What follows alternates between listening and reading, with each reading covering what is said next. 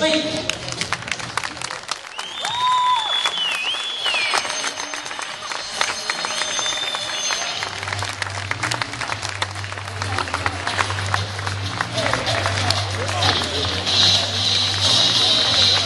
BSV på banen. BSV stiller dag overhold på banen. Mine damer og herrer, de er i ryggen af. Tag godt imod drengene fra Skanderborg håndbold.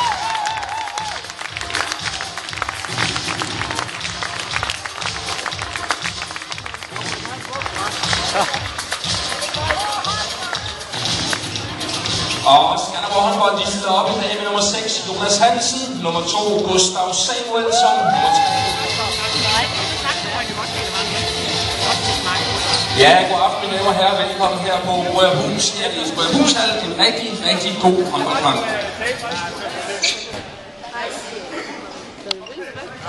Kom, drenge, kom, Stur! Kom og sammen igen, Gustav! Kom og sammen igen!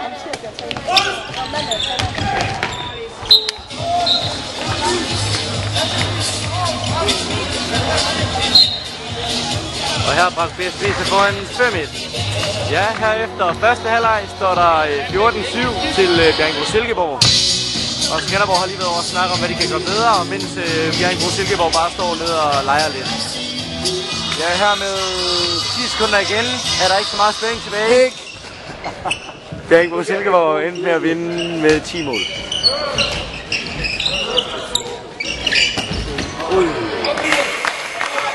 Og dermed blev afslutningen på holdet. Det sidste skud i kampen i aften. Det er selvfølgelig en sejr til BSV på 20-30. Herefter kampen er der rigtig meget gang i den omkring de hjemvendte landsholdsspillere, og alle vil gerne have autografer. Det er sjovt. Ja, Kasper Nielsen, tillykke med VM-sølv og ikke mindst sejr her i dag. For bare 3 dage siden, der stod du i en VM-finale, og i dag der står du så her på Brødrehus Arena og skal spille. Hvordan sætter man sig op til sådan en kamp som i dag? Ja, men selvfølgelig har det lidt tunge ben, men det var dejligt at se, at I var så mange, der var mødt op for at se vores kamp i dag. Så vi skal jo i gang igen. Vi har en vigtig kamp på lørdag, så det er rart, når vi kommer i gang igen, så det går nok det hele. Du har jo lige spillet i en hal med plads til over 10.000 tilskuere. Hvad synes du så om vores faciliteter herude? Det er jo en fin hal. Der var god opbakning i dag trods alt, så vi har nogle fine faciliteter, så det kan jeg kun være glad på. Til sidst vil jeg gerne lige høre, der er rigtig mange fra min skole, der gerne vil vide, hvor meget du egentlig kan tage i bænkpres. Du har jo nogle ret store overarme. Hvor meget kan du tage? Jeg tror engang, jeg har løftet 165. Ja, det er jo ikke helt dårligt så. Ja, der kan vi starte. Ja, det er jo. Tak for det. Nikolaj Jakobsen, I vandt med 10 mål her i dag.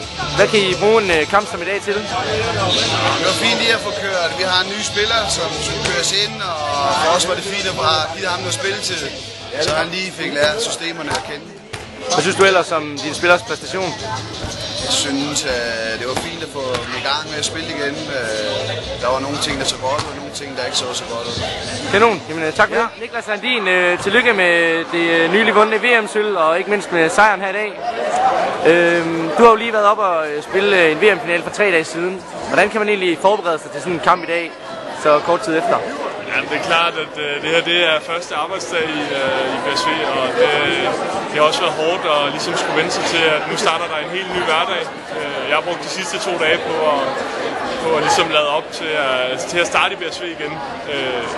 Og det var jo en træningskamp det her, så det var lavet op til en hvilken som helst træning på et klubhold, så det var fint nok, og det var sjovt nok at få noget kamptræning, så det var fint nok. Ja. Når man har vundet sådan en VM-medalje, hvad gør man så egentlig ved den? Altså går man bare hjem og kigger lidt på den, og så ligger den i skuffen, eller hvad gør man? Ja, men altså når det ikke hedder guld, så hænger den nok ikke længst frem, men det er klart, jeg er da stolt og bæret over en VM-sølvmedalje. Det er jo ikke hver dag, at man får lov til det. Og sidste gang var i 67 eller sådan noget, så vi er da selvfølgelig stolte over sådan en medalje, og den ligger også pænt derhjemme, men når det ikke er guld, så er det ikke lige så fedt.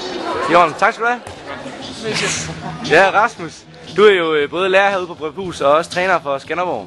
Hvorfor spiller I netop på Brødrehus i dag? Det gør vi, fordi vi har et samarbejde med Skanderborg håndbold derinde herude på Brødrehus. Vi har blandt andet Gustav, som står lige bagved og laver sjove ansigter. Han er Timel er herude og kommer og træner håndboldlinjen, og den anden træner, min medtræner Claus Mogensen, er også inden for Skanderborg, og som også kommer og træner. Og så har vi 2 elever herude, Sofie og Marie, som træner inde i Skanderborg, men har valgt at gå på Rødhus herude. Så det er sådan en samarbejdspartner, vi har i Skanderborg håndbold, og Skanderborg har selvfølgelig en samarbejdspartner i Rødhus. Okay, I taber med 10 mål i dag, men hvad kan I ellers sådan få ud af kampen? Vi kan blive matchet rigtig meget på fysikken. Det er jo et ligahold i forhold til, at vi spiller kun i første division, så der er rigtig meget fysik på forskel, og så er der rigtig meget, de straffer alle vores fejl, og det er rigtig, rigtig vigtigt for os at møde nogle hold. Så hver gang vi laver en fejl, så ligger den ned den anden ende og bliver straffet. Okay, tak for det. Rasmus Lauke, du er jo lige vendt hjem fra en VM-finale. Hvordan er det at have fået sin slutrundedebut, og så 3 dage efter stå og skulle spille en, ja, hvad kan man sige, ubetydelig kamp som i dag? Jamen, det er selvfølgelig en speciel oplevelse fra at have været ved at spille foran 12.000 mennesker i Malmø og spiller med. Og i finalen i verdensmesterskabet, det er jo noget helt specielt. Selvfølgelig er det altid sjovt at komme ud og spille nogle træningskampe, også for lige at komme tilbage på holdet og så videre. Vi har en vigtig kamp på lørdag, så på den måde har jeg været rigtig glad for, at vi kom herud lige at få spillet en fin kamp mod Skanderborg. Havde du regnet med, at du skulle med til VM her i jeres lille vinterpause? Nej, det havde jeg ikke. Jeg havde også fået at vide, at jeg ikke skulle, men på grund af nogle skader og så videre, så blev jeg kaldt ind. Okay, jamen tillykke med VM-sølv i hvert fald. Tak for det. Efter en rigtig flot håndboldkamp af de 2 mandskaber, som endte 30-20 til Bjerringbro-Silkeborg, er alle de danske verdensstjerner igen ved at forlade hallen. Det var nok ikke en kamp, der vil blive husket længe af de 2 hold, men en kamp, der vil blive husket rigtig længe af Rødhus Efterskoler og alle eleverne.